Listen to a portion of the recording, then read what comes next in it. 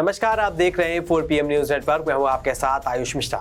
उत्तर प्रदेश की योगी सरकार अपने बुलडोजर मॉडल को लेकर काफी चर्चा में बनी हुई थी।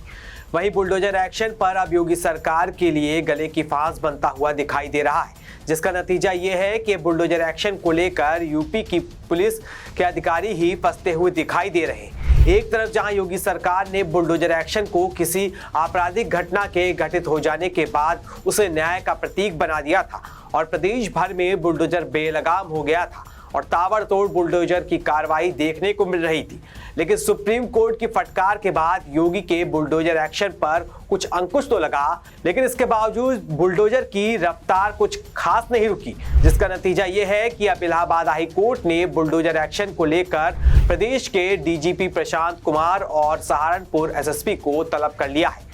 यही नहीं, हाई कोर्ट ने यूपी पुलिस की कार्यप्रणाली पर भी नाराजगी जताई है, व्यक्तिगत हलफनामा मांगा है।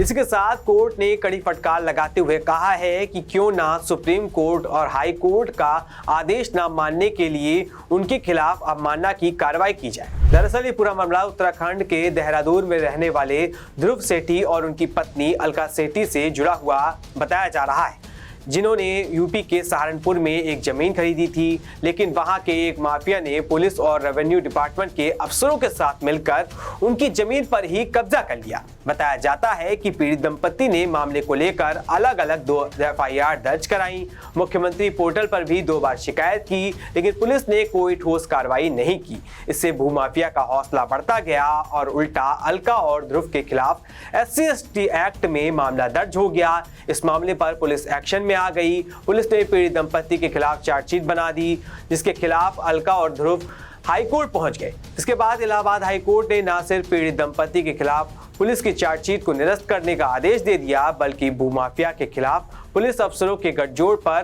तीखी टिप्पणी करते हुए यूपी डीजीपी को कहा कि दंपत्ति की तरफ से दर्ज कराई गई FIR की 4 महीने में जांच करवाई जाए। जांच सहारनपुर SSP से करवाई जाए, लेकिन पीड़ित दंपत्ति के मुताबिक आदेश के 6 महीने बाद भी कोई कार्रवाई नहीं हुई। यही नहीं, भूमाफिया और सरकारी लेखपाल ने दंपत्ति के घर को अवैध बताते हुए बुलडोजर से गिरवा दिया।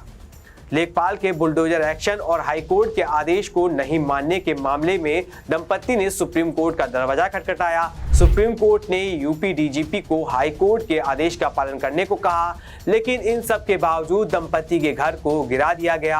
आरोप है कि इसी घटनाक्रम के चलते अलका सेठी के गर्भ में पल रहे बच्चे की भी मौत हो गई। वहीं इलाहाबाद हाई कोर्ट में इस अवमानना की याचिका पर जस्टिस सलिल कुमार राय की सिंगल बेंच की सुनवाई हुई। अदालत ने डीजीपी और सहारनपुर के SSP के रवैये पर नाराजगी जताई और व्यक्तिगत हलफनामे के साथ ही उन्हें कोर्ट में तलब भी कर लिया है। अब हाई कोर्ट में दोनों अफसरों को 27 जनवरी में पेश होना है और अगली सुनवाई में क्या कुछ होता है वो तो वक्त ही बताएगा। लेकिन इस तरह से योगी सरकार अपने बुलडोजर एक्शन को लेकर बुरा फंसती हुई दिखाई दे रही है। इस खबर में बस इतना ही। धन्यवाद।